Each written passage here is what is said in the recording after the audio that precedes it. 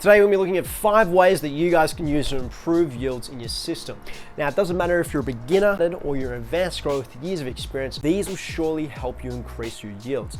Now I wish I had these tips when I first started because, to be honest, some of the lettuce I was getting was like that soggy lettuce at the bottom of the bag that no one wants to eat.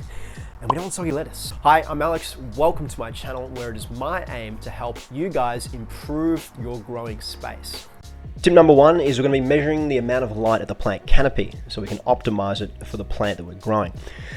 So usually use what's called a quantum path sensor, which gives you an extremely accurate reading. But because these are $1,000 plus, we're going to instead use a free phone application, which is called the free Lux Light Meter.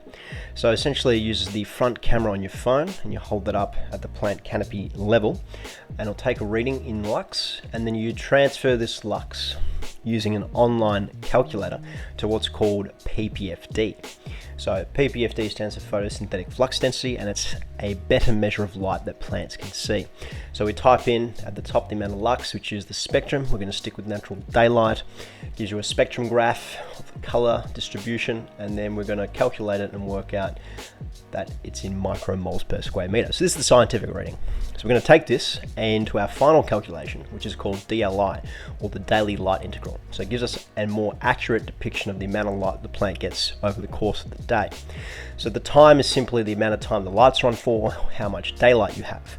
So we take that result and we compare it in a chart that's been researched by Eric Runkle and Dr. Lynn Morgan at Michigan State University to see if we have optimized for what we want to grow. So in this case it's lettuce, as you can see circled. Tip number 2 is going to be cultivating stronger seedlings. So stronger seedlings equals stronger plants equals greater yields. So we're looking at a seedling production schedule by Ball Seeds, one of the largest distributors of seed in the world, and we're going to be looking at lettuce. So when we're looking at sort of environmental factors that affect seedling growth, they're broken down to 4 parts. So the first part is, does it need a covering and how much, and then that also include how long a blackout period is. We're also looking at the substrate temperature and what is optimal for the plant we're growing, and then third we're looking at the amount of moisture levels that we need for germination, and then the final part is when to add nutrients and by how much. Taking lettuce as the example, we're going to be lightly covering this with a blackout period of 2 days and a soil temperature of between 18 and 21 degrees using a heat mat. We're going to have a medium moisture temperature, and then we're going to add nutrients at about 7 to 10 days with an EC range of 0.5 to 0.7. Tip number 3 is going to be matching moisture levels to the growth stage of the plant to increase aeration and nutrient availability around the root zone. So moisture is broken down to 5 levels, and growth is broken down into germination, seedling, vegetative and flowering. So taking the production chart as an example, looking at lettuce, we can see that the first 2 stages require a medium level of saturation, or level 3 on the moisture level. And this you can see with the rockwool cubes, one is more moist than the other.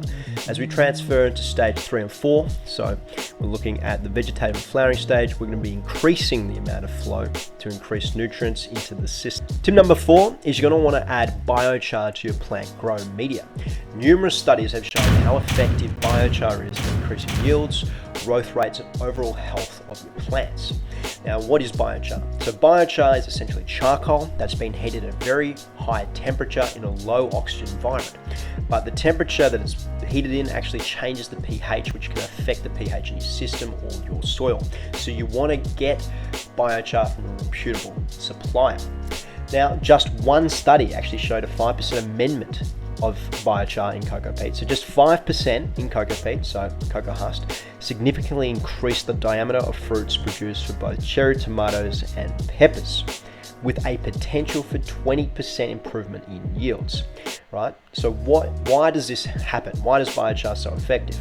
Well, biochar actually provides roots with a less toxic environment to grow in, and this happens because it removes these toxins, and also it provides an environment for beneficial microbes to grow in, which is also essential for increasing nutrient uptake within the plant root structure.